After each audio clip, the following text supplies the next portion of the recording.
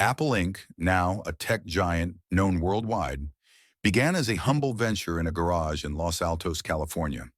The company was founded on April 1st, 1976, by Steve Jobs, Steve Wozniak, and Ronald Wayne. The vision was to create and sell personal computers, which at the time were mostly the domain of hobbyists and large corporations. The origins of Apple trace back to the personal passion and innovative mindset of these founders, particularly Jobs and Wozniak. Steve Wozniak, an electronics wizard, had a knack for building computers. He was working at Hewlett-Packard when he designed the Apple I, a single-board computer.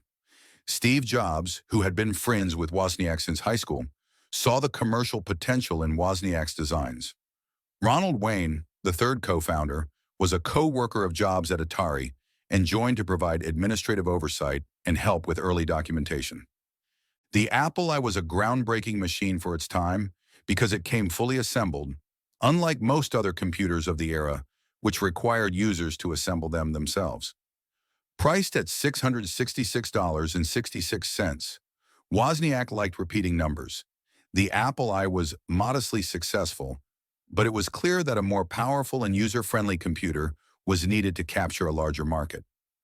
Ronald Wayne, who was more conservative and risk-averse, decided to sell his 10% stake in the company just 12 days after it was founded for $800. His decision was partly influenced by his previous experience with a failed business, and he feared personal liability for Apple's debts. Wayne's departure left Jobs and Wozniak as the primary driving forces behind Apple.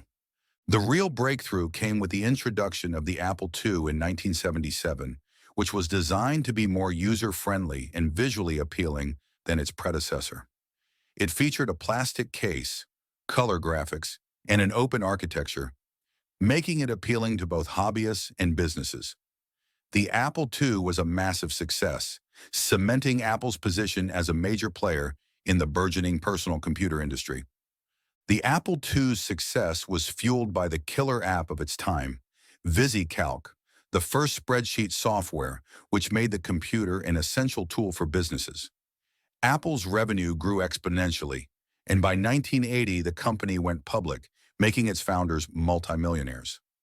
After the success of the Apple II, Jobs envisioned creating a computer that was even more accessible to the average person.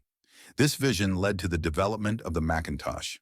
Jobs was inspired by Xerox PARC's innovations in graphical user interfaces and saw the potential to revolutionize personal computing. However, the Macintosh project was fraught with delays and high costs, leading to tensions within Apple. The Macintosh was launched in 1984 with the famous 1984 commercial, directed by Ridley Scott. The ad positioned the Macintosh as a symbol of individuality and rebellion against the corporate behemoth IBM, which was the dominant player in the computer market at the time.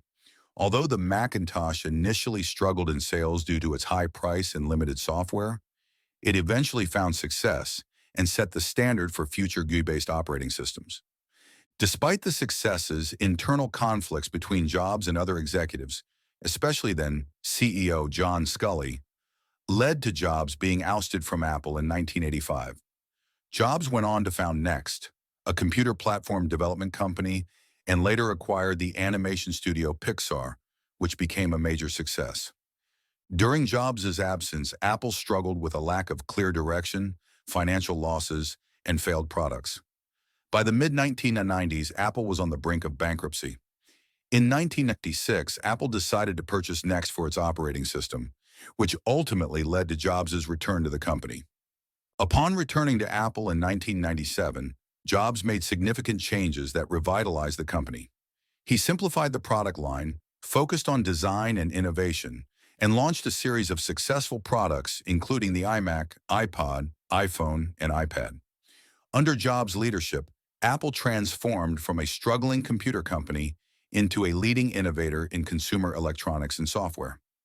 The introduction of the iPhone in 2007 was a pivotal moment, as it redefined the smartphone industry and became Apple's flagship product. The iPhone's success propelled Apple to become one of the most valuable companies in the world, setting new standards in technology and design. Steve Jobs passed away in 2011, but the foundation he laid continues to influence Apple's direction. The company's commitment to innovation, design, and user experience has made it a dominant force in technology.